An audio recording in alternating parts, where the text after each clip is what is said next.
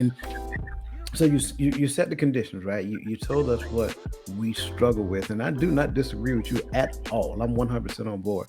I think everybody and most people that I've encountered, they struggle with those things, and most of the Yes. people that I know, they haven't gotten over those things until they got more mature, more senior, and more money savvy, which is Yes. exactly what we're talking about. Yes. So, what are the four things that prevent us from having to go through, or be stuck in that cycle of frustration and confusion?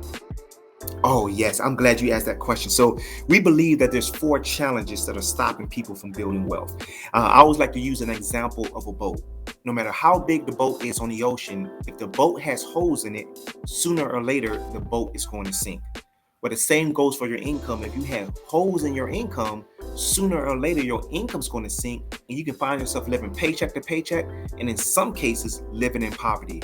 So, let's talk about four things that are stopping people from building wealth. The first one is called inflation. We call inflation the silent killer because inflation hurts you, but most people don't see it hurting them because inflation kind of creeps up on you. Let me give you an example. If you were making $7 an hour in the year 2000 and you're making $14 an hour today, technically you still make $7 an hour. You say, why do I say that? Because even though your paycheck went up, so did the cost of daycare, so did the cost of food, so did the cost of housing. So your paycheck went up an inch when inflation went up a foot.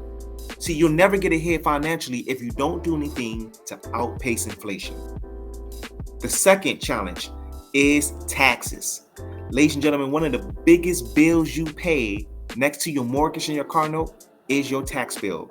Think about it. When you buy a house, you got property tax.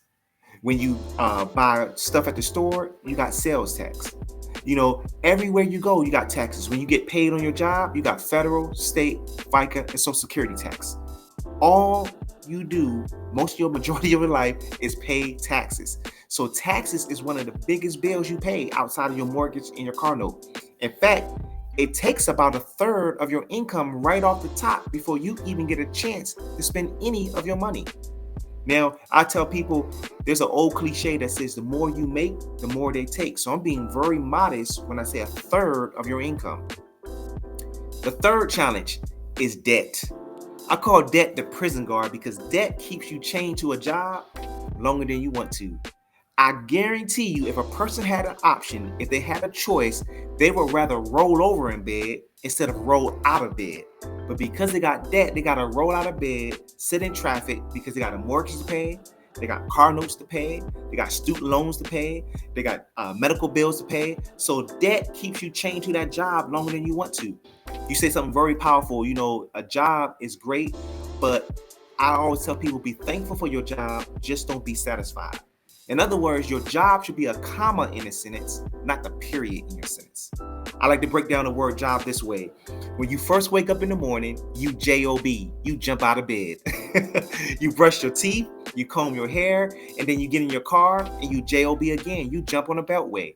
You sit in traffic 30 minutes, hour, depending on where you live, 2 hours, and then you get all the way to work and your employer gives you a check that you got a JOB. You got to juggle it over bills. And then you work 40 plus years on that job and realize you JOB, you've been on a journey of the broke.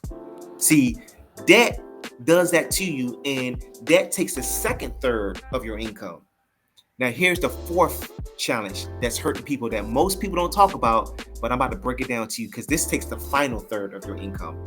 And that challenge is big business. Let me tell you something about big business. Big business is very smart and they're crafty because they understand that every single month there's a holiday. So guess what big business does? They use capitalism to the fullest. They say, you know what? Let's go ahead and run a holiday sale every single month. Let me prove it to you. January, New Year sales. February, Valentine's Day sales. March, spring break sales. April, Easter sales.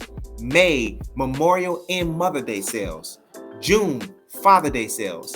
July, 4th of July sales. August, back to school sales. September, Labor Day sales. October, Halloween sales.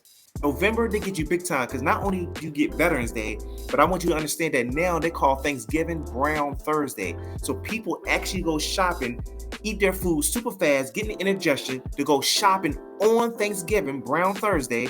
Then they get you the next day with Black Friday. Then they get you the next day with Small Business Saturday. Then on Sunday, they say, look, if you missed a sale, we extended it to Sunday. Then they get you again on Monday with Cyber Monday. Then we got December, Christmas sales. Now think about it. I named the holidays of the month, but what about graduation sales?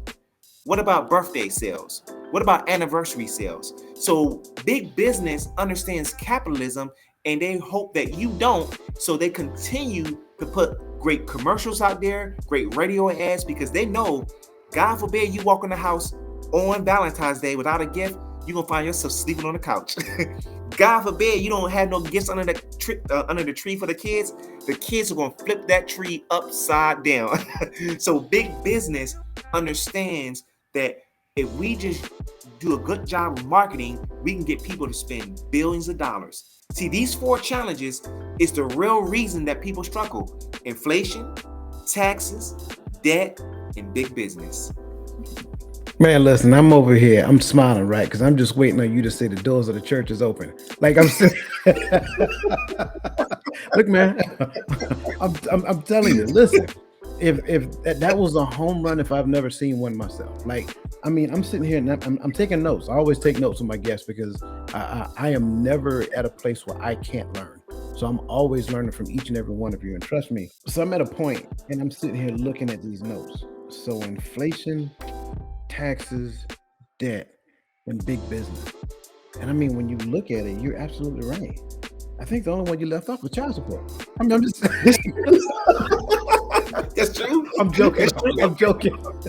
But listen, I mean, like literally looking at this, man. I mean, you're absolutely correct.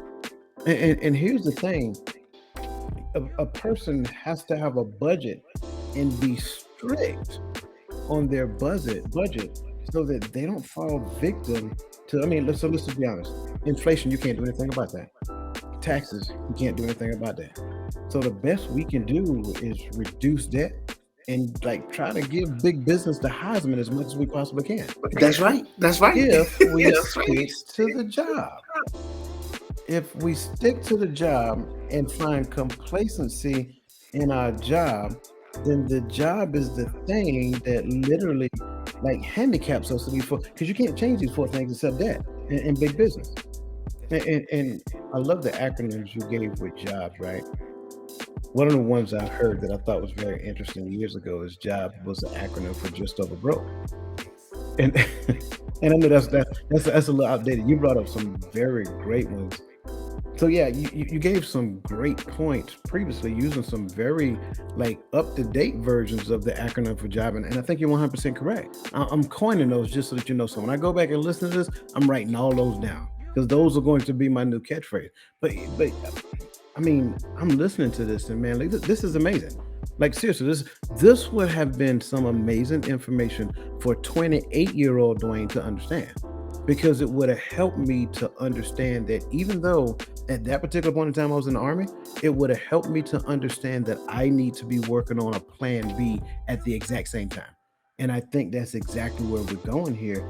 And for me, I mean, this is amazing. I mean, I'm just staring at this piece of paper in awe. Inflation, taxes, debt, and big business. And here's the funny part about it. I understand this is wrapped up into inflation, but the price of gas is just ridiculous right now. Like I'll fill up my truck. It's just shy of $100. I got a 33 gallon tank. It's just shy of $100. Man, I don't go nowhere unless I have to. I'm just being honest. I understand. I understand. Yeah. Simply because gas is that high, and it's and I'm not. I don't mean this in a one way or the other. It's not that I can't afford to. I just don't want to.